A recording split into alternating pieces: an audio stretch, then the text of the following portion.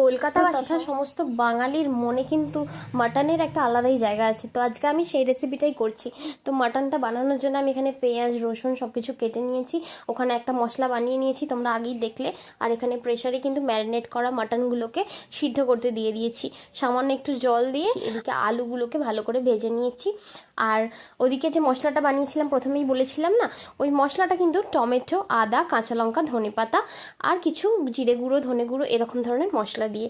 আর এখানে দেখো আমি কড়াইতে কিন্তু তেল দেওয়ার পরে এর মধ্যে দারচিনি, এলাচ আর শুকনো তেজপাতা দিয়ে দিয়েছিলাম। তারপরে কিন্তু আমি এর মধ্যে রকমের পেঁয়াজ কুচিগুলো দিয়ে দিলাম। পেঁয়াজ কুচিগুলো যখন একটু ভালো করে ভেজে নিলাম, তারপরে এর মধ্যে একটু সামান্য আদা আর অনেকটা রসুন অ্যাড করে দিলাম। তারপরে ভালো করে কষিয়ে নিলাম, কারণ রসুনের যে কাঁচা গন্ধটা হয় সেটা যাতে চলে যায়। তো তারপরে আমি এর মধ্যে 1 চামচ হলুদ গুঁড়ো, 1 চামচ লঙ্কা গুঁড়ো আর 1 চামচ ধনে গুঁড়ো দিয়ে দিলাম। তো এটা দেওয়ার পরেও ভালো করে কষিয়ে নিচ্ছি।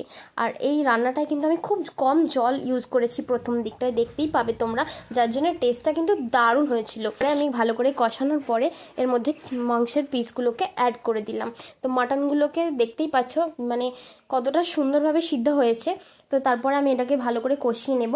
আর আমি এটা প্রায় 15 থেকে 20 মিনিট মতন কষিয়েছি। তোমরা নিশ্চয়ই দেখতেই পাচ্ছ এতটা সুন্দর কষানো হয়েছে, কতটা অয়েল রিলিজ করেছে খালি। আর মাটনের নিজের যে জলটা লুজ করেছে সেটা দিয়েই কিন্তু কষানোটা পুরোটা হয়েছে।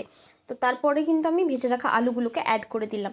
তো এই আলুগুলোকে দেওয়ার পরেও কিন্তু আমি ভালোভাবে কষিয়ে নিচ্ছি, কারণ হচ্ছে আলুগুলো কিন্তু সিদ্ধ করা নয়, অনলি ভেজেছিলাম, দেখেইছিলে তোমরা, আগেই বলেছি। তো আলুগুলোকে দেওয়ার পরে আমি ভালো করে কষিয়ে নিচ্ছি আরও একবার। এবার কিন্তু আমি এর মধ্যে পরিমাণ মতন লবণ অ্যাড করে দিচ্ছি।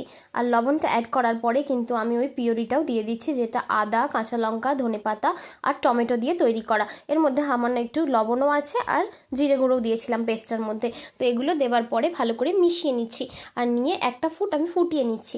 তারপরে কিন্তু আমি এর মধ্যে অ্যাড করে দেব ফেটিয়ে রাখা টক দই। তো দেখতেই পাচ্ছ এই মাংসটার কিন্তু কালারটা আস্তে আস্তে চেঞ্জ হচ্ছে। যতটা আমি তুমি যতটা মাটনকে কষাবে ভালো করে, ততটাই মাটনটা কিন্তু খেতে দারুণ হবে। আমাদের যতটা কাজ ছিল কিন্তু আমরা কিন্তু করে নিয়েছি। এবার কিন্তু কাজটা নিচে নিচে হবে। তো আমরা কভার করে দিলাম মাংসটাকে। তো একটুখানি মিনিট 5 পরে আমি আবারও খুলে একটু নাড়িয়ে চাড়িয়ে দেখে নিলাম যে কেমন মাংসটা ধরে যাচ্ছে কি না যাচ্ছে। তো আবারও মিনিট 4 জন্য বন্ধ করে দিয়েছিলাম। তারপরে কভারটা ওপেন করার পরে আমি এর মধ্যে জল অ্যাড করে দিলাম, যেহেতু আমি একটু ঝোল ঝোল বানাবো তাই জন্যে জলটা দেওয়ার পরে আবারও কভার আপ করে দিয়েছিলাম। তারপরে আমি এর মধ্যে যখন ফুটে উঠবে ঝোলটা, তখন এর মধ্যে ঘি আর গরম মশলা দিয়ে আমি এটাকে কিন্তু নামিয়ে নিচ্ছি। আর এটা কিন্তু রেডি। আর এটা খেতে কিন্তু ভীষণই সুস্বাদু। তোমরা প্লিজ ট্রাই করো, আমাকে